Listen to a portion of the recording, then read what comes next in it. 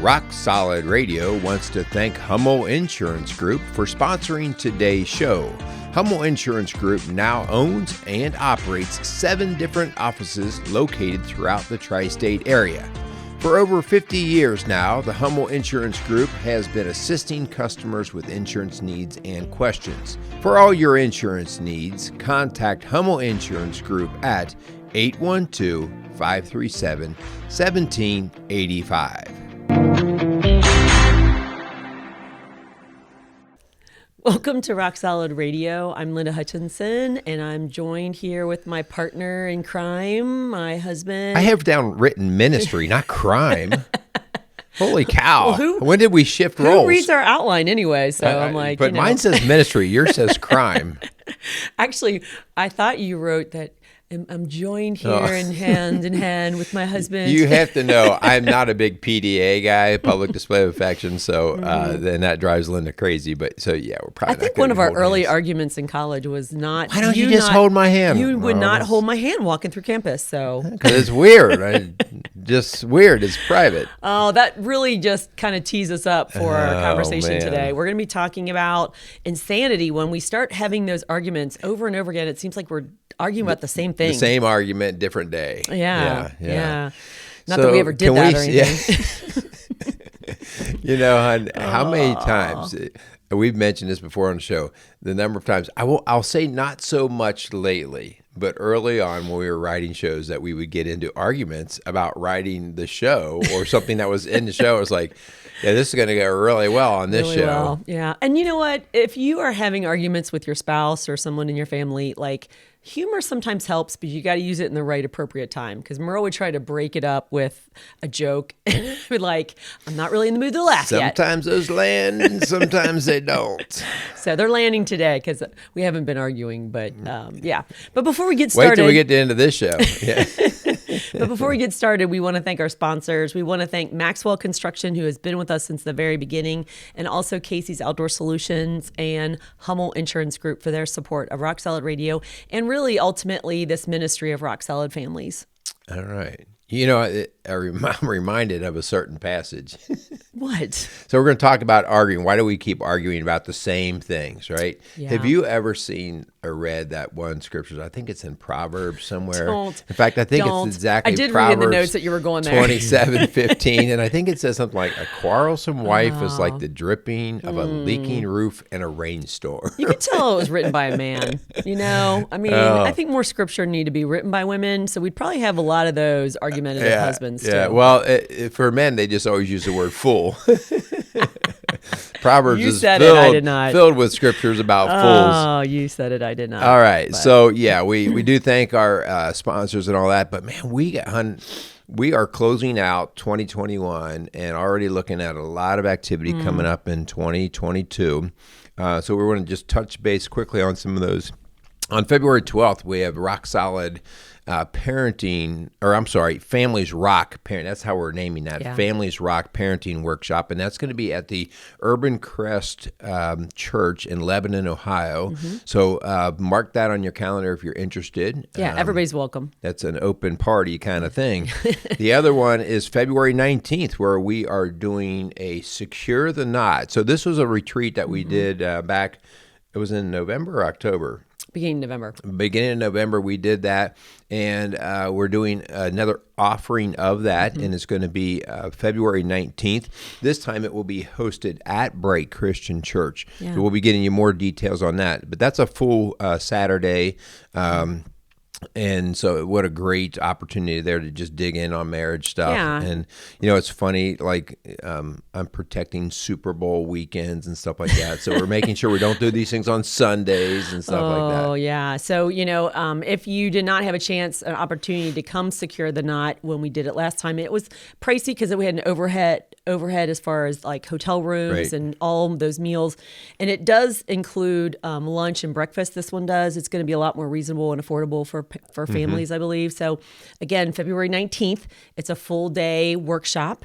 We're calling it again, Secure the Knot. So we really would love for you to join us. But, hun, we are super excited about some work that we're doing, and we're really working hard to get it done. But the first quarter of 2022, we're going to be launching an online marriage program called Rock Solid Marriages, where we're really going to take our coaching experience and our backgrounds and education and what we've done for the last 30 plus years, each of us, and we're going to take it to a program that we are writing and going to be offering to couples all over the country. We're really going to be opening it up, and because it's going to involve some group Zoom calls, it's going to involve some one-on-one, it's going to be involving some assessments and some check-ins and some homework and really some tools, practical tools. So we're really, really excited about that. So if this is something, like we're talking about today, arguments, if this is something that's a reoccurring pattern for you guys, then really we'd love for you to join us, and we'll be talking about that more. Yeah, I can't wait, because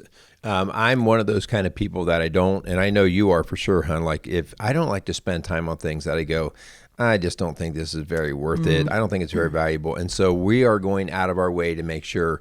Linda and I are very practical in the sense of, listen, if you're going to come do something with us, we have to have takeaways. Like, okay, so how am I going to actually apply this? What's the practical sense of this? So that's how we operate. So whatever we work on in that class, it's not just going to be a bunch of theory. It's going to be like, okay, here's what you're going to start practicing. Here's how you go about this. And I just love that part, because people get to see the fruit of their labor a lot faster, and it kind of motivates them to the next step. Yeah, I mean, we are doing our metrics for 2021, and we've had over 1,000 coaching sessions between the two of us. We're just two people in an office in St. Leon, Indiana.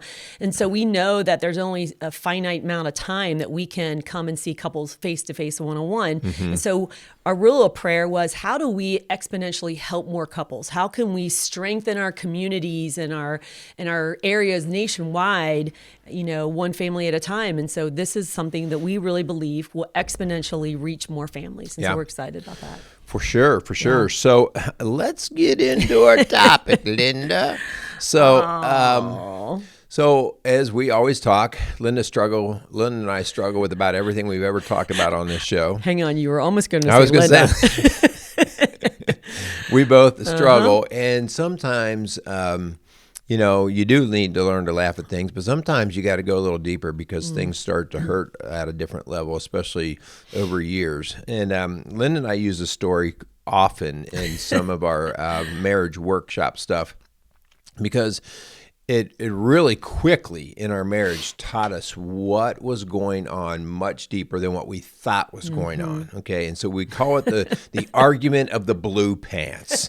So, hon, why don't you open up a little bit? Just we usually act it out in front of the conference that we're at, but it would be kind of silly to act it out here. We're going to have to really have a good knockdown drag out to replace this one, because this was in our first year of marriage, and Merle was a teacher, and I was just starting to teach, actually. And so he's the kind, and I don't know if there's any guys out there, but he doesn't like to buy clothes throughout the year. He just likes to go and buy like a ton of clothes at one time. I'll drop $500 like nothing. And he likes to buy like the same shirt in different colors. So anyway. I like a uniform. I'm a blue collar man at heart. So I was going with him. This was the first mistake of trying to help him pick out clothes for school. And we were kind of on a tight budget, and I was trying to be frugal. And so, of course, what do girls do? They go to the sale rack. So I went to the sale rack, and I found, no lie, these royal blue. It's the color of the word radio. No lie. And it was back in the days of Izod. And it was bright. It was bright. Polos. And I thought that they were very trendy, and they were on sale. And so it was like, you'd be losing money without buying these. Those were not the words I used to describe those pants. And so Linda picked up the pants, and they were like $4, honestly. They were like $4. Like they were practically giving them away. And she picks them up, and I laughed at them. I'm like, oh yeah, right. Like, I'm going to wear those. Okay. and I walked away. And I go, and I'm looking at some other pants, and I go into the dressing room trying some other pants on. And I hear Linda's voice out from the dressing room. I'm like, who's she talking to? And I kind of look up over the door, and she's at the cash register, and she's purchasing the blue pants. I came out of the dressing room pretty quickly. Unglued, I think I had my pants on. I'm not sure. And I ran over to the register and I said, "What are you doing?" And she's like, "Honey, they're only $4. Like, these, it's worth it." $4. And I was like, "I'm never wearing these. I told you already, we're not buying these." No. And she's like, you're being ridiculous about this, hon. And I'm like, no, we're not buying them. I took the pants and I picked them up and I threw them on the floor. The lady at the register, her eyes were like, yeah, we should look her up and apologize to her. And of course, you're getting mad, and now we are storming. I'm like, we're done, and we're storming out of the store and heading back to the car. And the lady's kind of I might have been saying bad words. The lady's kind of looking at me like, "Did you want the pants?" Because we were in the middle of the transaction, right? So I was like, "No, we're done," But it was awful. We had an hour drive home. Yeah, we lived out in Batesville, Indiana at the time, and it was not a fun car ride. There was most of it was silent. One of those silent things where you can set a glass on the tension force that's right there. It was so strong. But we were married less than a month at that point, and so we're like, okay, well, happily married so far. This is good. But we had a discussion that night, and we've talked about before, I tend to be more of an avoider until I get pushed too far, right? Like I do use a lot of like, I don't care, whatever. And a lot of times I don't really care, and I'll go with the flow with it. But I felt pushed, and for some reason, Linda really hit a button here. But this button allowed us to get to some conversation that had to go a whole lot deeper. This had nothing at all to do with blue pants. No. Yeah. Right. So people are typically arguing about things when it's really not the root cause or the issue. And sometimes you may have noticed that you keep having these same arguments over and over again. Every time you ask your husband about money, or maybe every time you ask your wife about sex. And so it's kind of like, okay, this is where the title came in. Why are we creating this insanity that we just keep going back and revisiting these same arguments over and over and over again? Why don't we stop and pause? And again, sometimes you can't do it in the moment because, right, the emotions are so high. And maybe take a pause, take a time out, and then revisit this when things have calmed down and really try to drill down into some root causes. Yeah. There are really 5 basic areas that Lynn and I find all the time. And maybe there could be another 1 or 2 out there if we really got starting to tweeze things apart. But the idea, most of our arguments are based in a control. Somebody's trying to control, or somebody's taking control away. A love, how we're feeling loved or not feeling loved. Yeah. Okay.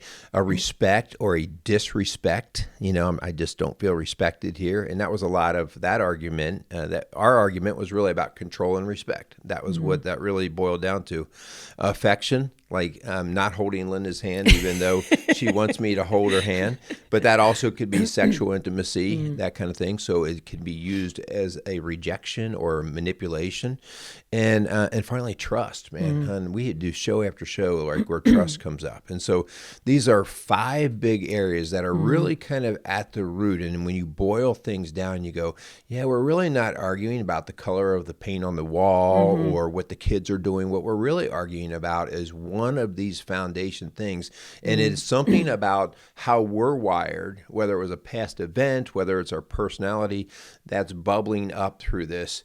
And we haven't quite called it what it is. Yeah. And we actually, I'm going to push pause here because we are actually working on a show that we're going to do after the first of the year, hon, on this attachment theory, because I believe that some of these deeper issues come from our childhood, come from past experiences, whether it be a boyfriend who abused us, or maybe it's a mom who neglected us, or maybe it's a trauma that we've never ever dealt with and healed right. And so, the underlying, for instance, you mentioned affection. Well, if you didn't receive affection as a child, we kind of go into this shell, this turtle shell, where we're going to go in for protection because no one ever gave us what we needed. And so we're kind of just going to muscle it out, and we're going to just kind of, fight our way through it. And then I don't need you. I don't need you to connect. I don't want your affection.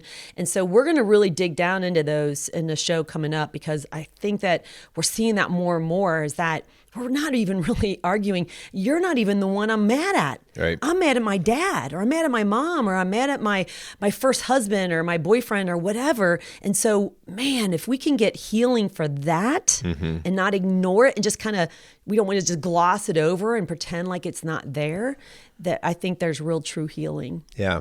Something that we want to bring up in here, this show is kind of about insanity, right? Like doing the same argument again and again and again. One of the things we really want to be careful about is not overreacting on particular matters. Sometimes when you read a book or you listen to a show or whatever, you're like, you see it everywhere now. You're like, oh, that's all your brain thinks about. And you got to take a deep breath on some of this. It's like, okay, I remember, Hun, being in the teaching world, and you could tell the new teachers from the more veteran teachers, the new teachers, every time they heard a new idea, they were so excited and they just couldn't bring it. And the veteran teacher would be like, no, it's really the same thing. It's just got a different phrase to it. So take a deep breath. It doesn't mean it's not good. It just means take a deep breath. There's nothing new under the sun. Let's figure out what this means. Yeah. And now we have the world of Google, right? So if you've got a husband or a wife that is acting a certain way, you Google it and all of a sudden think that they're schizophrenic or narcissistic or is bipolar, you know? I mean, and it's I've determined that my husband's narcissistic because I Googled it. It may be, but everybody's narcissistic. But so your point here, Hun, is destructive patterns, right? That we see something that's repeated over and over again, and that's kind of what the show is about, is the pattern. It's the patterns. And so patterns are what we look for, patterns when we're working with people, because those are the things that if continue and they're a destructive pattern, right? There are positive patterns, right? But there are destructive patterns. If we don't grab those, they will destruct. So that's what this is really about here. Yeah. And so, you know, we don't want to throw the baby out with the bathwater. We don't want you to call us and say, I'm leaving my husband because he yelled at me. Right. Because we all need grace, right? This is a grace-filled ministry. This is a grace-filled philosophy of, you know, we all fall short. We all have sinned and fall short of the glory of God. So if we're not going to extend grace to our partner, who are we going to extend grace to? Yeah. And sometimes we're the hardest on our partner. And we really need to look in the mirror and say, if I was judged the same way that I'm judging my partner, would I pass? You know? No. All right. So, Hun, let's get into some actual advice. How we can help folks who are like, gosh, is this ever going to go away? Like, we've been married for 20 years and it's I don't know. I don't know how much longer I can do this, right? Oh, we hear that so much. Yeah. So let's give some practical advice that we talked earlier and help fish through how we're going to do this, okay? Yeah. The first thing that you and I like to do when we're working with people who've been arguing or bickering or whatever is, okay, wait, take a deep breath, all right? And you have to make an assessment. And the assessment has to be of your true intentions of yourself and your partner.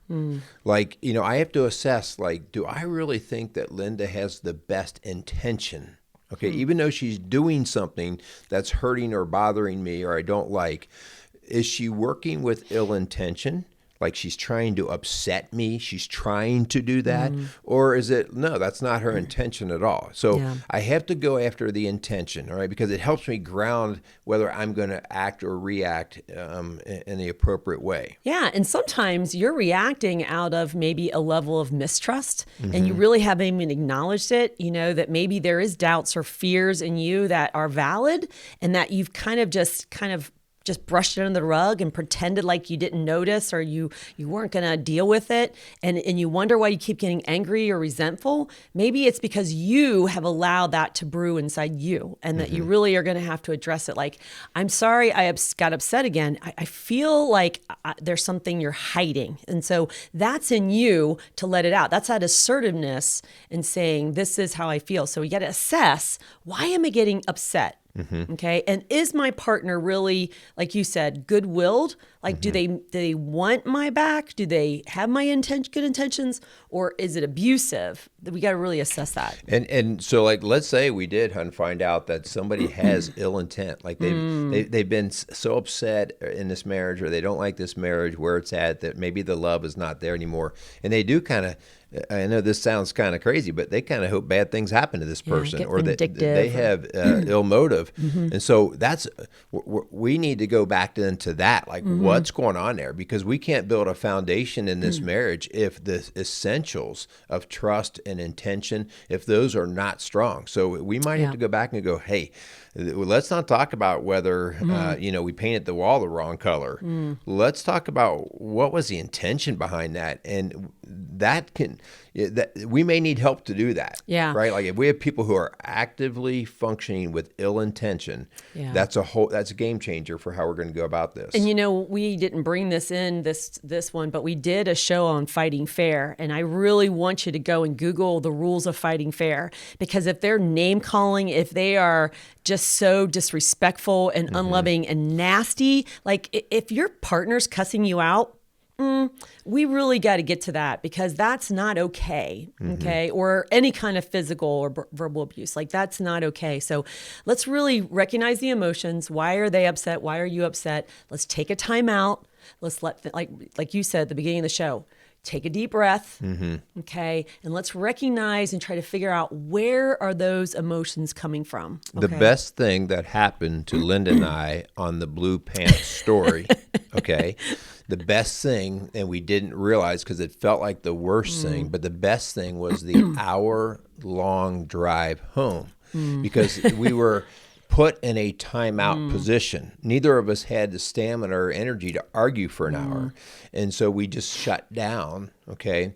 And that gives yourself time to get your breath back under control, to allow your brain to calm down. I remember we actually went in the house and we both said, we just kind of went our own way. Like, I don't know, one of us may have taken a nap and the other one farted around in the garage or something. But we You used that word. I didn't know where you were going with that. farted around in the bathroom or whatever. But that idea that we took a break, and then when we came back with logical and rational minds. Yeah. Okay. And that is key here. We have to come back with that mindset. And hun, this is so important. So please listen to us.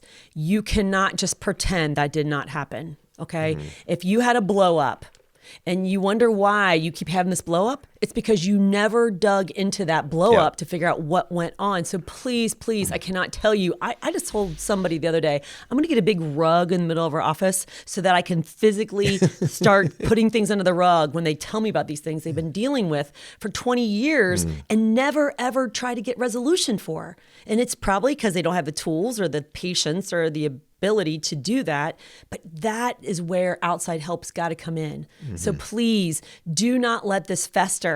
We say the 24-hour rule, unless it's, during the day, I say the same day. But if it's late at night and you're exhausted and you don't want to, you can't be your best in it. Then sleep on it and go in the next day. But please, no more than 24 hours before you sit down with your partner to address the issues. Okay, so we finally have calmed down, all right? We've recognized that there is a problem. We've admitted it. We're not going to sweep it under the carpet.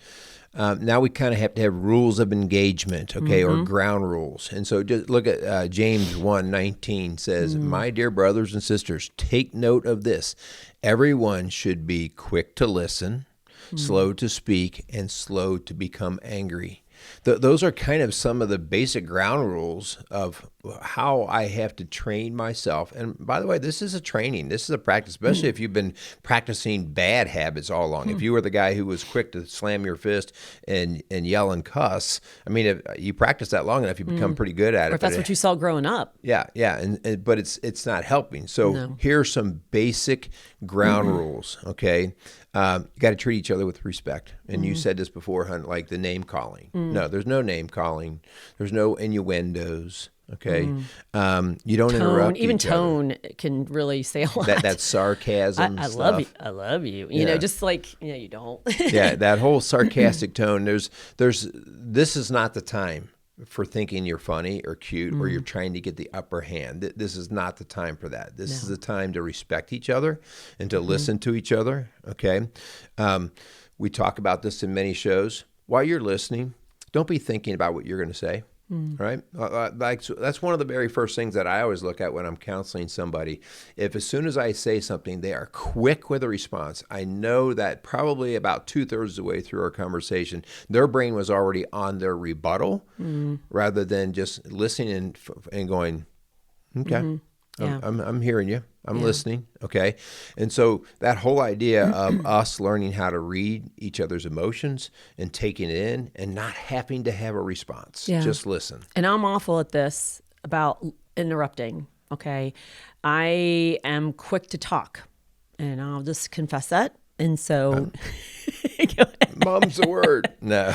And I need to be a better listener, because when I interrupt you, that makes you feel unheard. And so I'd be better off if I let you speak until you push pause or put a period on the end. And then what I need to do is reflect back what I heard you say. So what I heard you say is you want to go out more, or that I don't listen to you. And then, make sure that you heard that right. And so tell me what I do that makes you think I don't listen to you. Like, keep asking questions about what you heard from the listener or from the speaker. That is so important for them to feel like I'm investing in this conversation and I really do care what you say. And you said you're guilty of that. I mean, I'm guilty of avoidance, right? We all come in with our deals, right? Like, you saw me when she started to confess and I went, I'm not going to say anything. Okay, so we all come in with our kind of preset personalities and past experiences that we've had. But here's the deal. I expect honesty out of Linda and I expect honesty out of me. But remember, honesty can hurt, man, right? Yeah. And so that's why I have to kind of be big boy here, and I have to sit back, and when Linda says, I feel hurt when you say this or whatever, and I want to defend myself, but she's speaking honestly here, okay? And so we have a basic expectation of honesty. We're not going to candy coat things for the sake of not. We're handling each other with respect. I don't need to throw a dagger, but at the same time, I've got to be truthful. Yeah, and speaking to the avoider thing, Merle, I think that so many people don't want to hurt their spouse, so they just avoid those hard conversations. They avoid being honest when they really have an opinion or they really feel strongly about something, but they just don't want to stir the pot or make anybody mad. And so that's what we call a peacekeeper. They just kind of say what everybody wants to hear. Where we want to move to being a peacemaker, where we sometimes have to have hard conversations and say honest things that hurt people, because in the long run, it's going to help our relationship and heal some unspoken wounds. Yeah, do think about your words and think about the intentions of your words. But if your intentions are right and you're getting ready to say something that could be hurtful, yes, we do need to get it out. I've been in many sessions before where I can see something spinning in one of their heads, and I'm like, okay, what are you thinking about?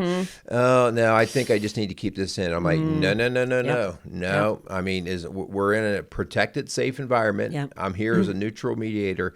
We need to get this out, because that probably is a rot. Cancer. Yeah, and we need to deal with it. The Bible says, speak the truth in love, but do it with gentleness and respect. Okay. And so that's where we have to really be thinking about, okay, I want to speak the truth in love and do it with gentleness and respect. And so that's where we've got to really make sure we keep going with that. Be very careful with your blames and your excuses. Okay. Like, we talk all the time. Linda's very good about pointing out, like, is that an I statement or is that a you statement? You make me feel versus I feel. Okay. Like, you own how you feel. You are the owner of your actions. You are the owner of your work, right? You're the owner of your response is your responsibility. And so own that with I statements and don't blame it or excuse it away. I just had this conversation with our little teenage boy last night, because he was all pouty and mad. And I'm like, what's your problem? He's like, he named his sister's name. She makes me so mad. And I'm like, okay, we were having a conversation about laundry, and you're back from about an hour ago with your sister. Let's stay in the moment. And she's not the one that makes you mad. Yes, she does. I'm like, oh gosh, maybe you should listen to this show. Yeah. So the last part of this is we have to train ourselves to go into the discussions and the argument resolution with, what am I going to do on me? I'm going to work on me. Yeah. Okay. When I go in saying, as soon as I can get Linda to change this trait about herself, we'll all be a lot better off. That one, that takes control out of my hands over what I can do. And two, it makes the assumption and the responsibility on her. That does not mean that Linda doesn't have things to work on or I don't, but it means that my focus needs to be on me, right, and working on how I'm going to control my feelings or handle my words or go about actions. That is mine. And so a focus is always on what do I need to do to do this better. And so when you're approaching, first of all, who's right, who's wrong, that's not the point. The point is who's going to be the most mature to really start the conversation, the hard conversation that both of you need to have. Okay. So we're looking for maturity. Okay. And I think that's a huge problem today. Our adults are not maturing in conflict and communication. Our culture isn't, our right? Culture, you're right. That's you're why right. we have, we're sue happy, we're blame happy. Oh, we're trigger fingered happy. Yeah. And so definitely the mature one is going to go first and say, hey, can we talk? Okay. And then you're going to lead with an apology. I'm sorry. I'm sorry I blew up today. I'm sorry that I tried to tell you what to wear. Okay. That was my fault. And I should have never gone against your opinion and go and buy those pants. That was my wrong. And then Merle, then that's when he can hopefully chime in. Yeah. And that's when I accept her apology. So I have to be very careful. If Linda said, hey, I'm sorry about that whole pants thing, my gut reaction, if I'm angry, might be, you should feel sorry. Okay. Yeah. But no, like I've seen that she stepped into this with good intention. She came in with an apology, and an apology is the best way to break down defenses. And so she just showed me that she's not being defensive. If she came in and said, you're still being ridiculous about these pants things, well, then that would be her defending, and that would put me right back on my heels. So, so that whole idea that I saw that she did that, and then I say something like, you know what, I appreciate that. And man, I'm sorry for being a jerk and how I handled myself in that situation. Do you hear what we just did? We actually put water on the fire to put it out instead of pouring gasoline on the fire to inflame it. Like you just said before, hun, if you literally came back from that apology of, well, you should be sorry, it's your fault, then bam, you just are back into that crazy cycle again. And so it's about who is going to be the mature one to step off of this crazy fight we're having over and over and over again that's creating insanity and try a new thing. Okay. It's so powerful. And we have seen it work over and over again, not in just our own lives, but in so many couples that have put this into action. The next part of this, try to get down to the seed, okay? Try to get down to the seed. So whether it's, you're mad because the kids didn't get picked up on time, or the blue pants, or the color on the wall, or the money expenditure, those are not what we're arguing about. Right. And so we talked about earlier about those 5 different base things that really kind of ground all of us in our arguments. Go back to those and bring it back and make statements like this, because this really brings it back to here's what's happening to me. Like, I'm hurt because I feel disrespected. Yeah. Okay. Like, if I could have just said in front of the lady in that event, if I could have just said, I feel like you're disrespecting me, that would have hit Linda at a different level. I've probably still been upset. yeah, because of how it was called out. But that whole idea, people. rather than us arguing about the price of pants, okay? So I feel disrespected. I'm hurt because I feel like you're trying to control me. Yeah. I'm hurt because I don't know if I can trust you. Yeah. And by the way, that brings up a point. Try to have this conversation in private. You do not want to do it in front of your parents or the kids or your coworkers or your friends. Okay. You take a time out, you get away from the situation, and in private, you have these conversations, because no one likes to be called out or being told they did something wrong in the middle of people. And so that's something that doesn't go well. Yeah. Oh, man. So we got through several things. Ephesians 4:26-27 says, in your anger, do not sin. Do not let the sun go down while you are still angry, and do not give the devil a foothold.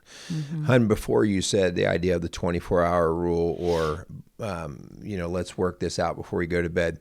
This is where we're talking about here. Here's what we find. One reason why the argument continues to circle back around is because, like you said before, it never got dealt with. But here's why it doesn't get dealt with, okay?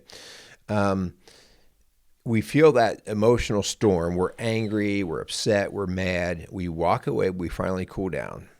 And the whole idea of going back in the ring It's like, it can be do exhausting. I really want to go there? Like, I would just rather forget it. Yeah. Okay. We see this all the time, right? And so 24 hours pass. Listen, the farther it goes, the harder it is to bring it back. Yeah. And so the next thing you know, 2 weeks have passed and you're like, no, I forgot about it. No, you didn't forget about it. You just stored it. Yeah.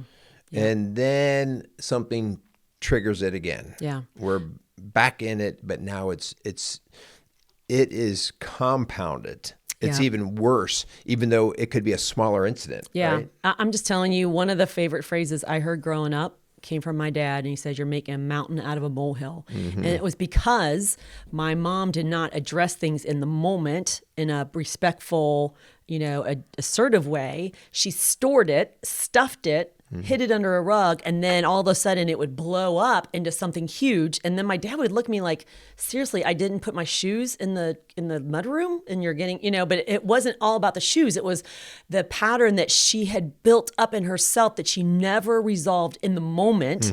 She let it pile on and create something bigger, and it turned into a mountain, and it's not good. Yeah. And some of those little things, you didn't address them. Some of them, if they're that little, then you need to trash them. Truly let them go. Like, seriously, like you use the example of the shoes. Like, if it's that small and life is a lot bigger than that, you both come to an agreement like, hey, this is what we want to work on with these boots, but I'm not going to make the boots a big issue. Yeah. Okay. And I will say, I've heard this from couples before where if the wife is kind of a neat freak and the husband doesn't respect her desire and stuff, and she keeps nagging on him, and he kind of just literally doesn't want to even do it because he feels nagged, then it really goes down to the I statement of, I feel disrespected when you don't even, help me out. And then he'll say, I feel disrespected when you keep nagging at me. And so it's like, okay, we're getting down to where the anger is coming from. Is it really about the shoes, or is it about not wanting to help or not willing to speak respectfully to each other? So let's get down to the core. Yeah. Help your partner help you. Okay. Help your partner to help you better. So I could guess how I could not offend Linda or upset Linda. I could guess like, well, maybe I'll start doing this way or whatever. But it's so much more effective if I say, okay, obviously I'm not doing this well, and I see I'm not doing it well. Like, and I don't like this going on. What can I do? How would you like me to go about this particular thing? Yeah, help me understand. Yeah, ask, and then they have to be very responsible at how they direct. If they go, well, I don't know, you should know, you should figure it out because this is ridiculous. No.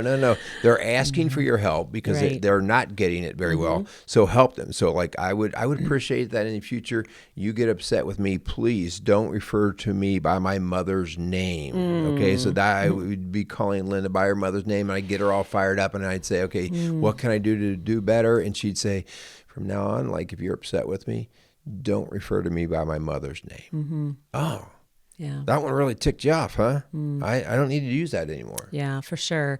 And so, none of us are perfect. And, we've worked through a lot of issues over the years. And I know that, my family and your family maybe has had arguments, though, that maybe we've learned from and grown from. And that's the goal, right? We want to really learn and grow. None of us are perfect. Okay. And we all need grace. And so let's try to be generous with that, with forgiveness and grace. But then let's have some healthy boundaries. If you're really feeling disrespected, if you feel out of control, if you feel there's a level of mistrust, let's have those hard conversations and really drill down to how we can help each other. Yeah. So the challenge, all right, if you've listened to the show or you've shared the show with somebody who you've seen repeated arguments that just seem silly or crazy, the challenge is this. Let's call it out. Let's do this in a way that we call one of our reset meetings, okay? So let's say, you know what, can we have a conversation tonight? And let's come around the table and let's state what it is that we're actually going to address, okay? And I want you to boil it down to those base words, okay, of that control, that respect, that trust, that love, that affection, those basic ideas of like, I feel like when you just don't tell me where you're going at night and you just show up at home at night at whatever, and I never know whether to have dinner ready or not, I just feel like I can't trust you anymore. I don't know what you're doing, and that trust is hurting me. So now you're not pointing out, because if you just point out like he's 20 minutes late, he'll be like, oh my gosh, it's 20 minutes. Right. But it's a trust issue. So help yourself by getting down to this and starting having these conversations. Practice the ground rules, right? Yeah. So, if we have one of those situations where in the middle of that conversation, things kind of go bad, call a timeout right there. Call a timeout like, okay, listen, we're not ready, all right? And break it right there and walk away. And that's okay to do that, because that shows good intention. Like, I don't want this to go bad. I'm trying to get this to work well. Call that time out, step away, but the idea that we are going to come back and I'm going to rethink in my mind, like, what's the best thing for our marriage? Yeah. So we hope that this has helped. Again, we're not perfect. We still have things that trigger things and push buttons. But again, we're looking for patterns, okay? It's not a one and done. They were 20 minutes late. It's not that. It's over and over again. You see a pattern that is upsetting you or frustrating you, or resentment is building. And this is something that you want to address before it turns into a cancer that grows and kills your relationship. All right. So we want to thank our sponsors again. We want to thank Casey's Outdoor Solutions, Hummel Insurance Group, and Maxwell Construction for them just coming alongside of Rock Solid Radio and lending the support that they do. We also are asking all of you out there who are listening, please help us build this community by sharing shows, by giving us 5-star ratings, by having conversations like this. There's all kinds of things to talk about. How about let's talk about some things that are going to build the family and build the marriage. Yeah. Nobody hurts in that game, right? So help us by promoting this. And we just appreciate you guys. The sponsorship and the donations have been amazing. Yeah, thank you so much. Thank you so much for your support of Rock Solid Radio, Rock Solid Families, because we're all building a stronger community, one family at a time. Make it a great day. It's time to burn the blue pants. We never bought them. We're going to burn the story. Rock Solid Radio wants to thank Casey's Outdoor Solutions. Casey's is a premier garden center and gift shop located in Lawrenceburg, Indiana. They offer a wide selection of high-quality plants, landscaping materials, and home decor. They do amazing high-quality work and can help you transform your indoor and outdoor living spaces into something beautiful. So stop by Casey's Outdoor Solutions today and let them know you appreciate their support for Rock Solid Radio. Visit Casey's today at 21481 State Line Road, Lawrenceburg, Indiana. Rock Solid Radio wants to thank Maxwell Construction, who has been our sponsor since the very beginning. For over 30 years, Maxwell has delivered the highest quality projects by holding to their core values of customer satisfaction, positive attitude, respect, and excellence. So if you have any kind of commercial construction need, give Maxwell Construction a call today at 812-537-2200.